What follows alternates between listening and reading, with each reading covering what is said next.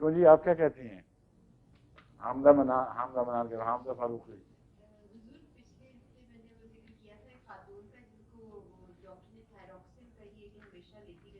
ٹھیک ہے ٹھیک ہے بالکل صحیح ہے. کیا یاد کرا دوں؟ ہاں ہاں یہ جو گلر ہے اس کو تھائرائڈ گلینڈ کا سوجنا کہتے ہیں. اصل میں گلر یہاں نکل آتا ہے دونوں طرف الٹیاں بعض میں بہت ہی بڑے بڑے ہو جاتے ہیں، خاص طور پر ان پہاڑی علاقوں میں جہاں آیوڈین کی کمی ہوتی ہے پانی میں، وہاں یہ گلر بہت ہی نمایاں طور پر بعض دفعہ اتنے بڑے بڑے دکھائی دیتے ہیں کہ گویا چھوٹی چھوٹی مشقیں لٹکی ہوئی ہیں.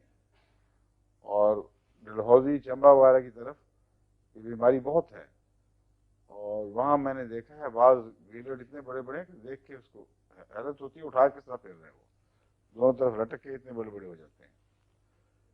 گلر کو وہ کہتے ہیں اصل وجہ ہے آیوڈین کی کمی، لیکن جن پانیوں میں آیوڈین کی کمی نہیں بھی ہے وہاں بھی ہو جاتا ہے.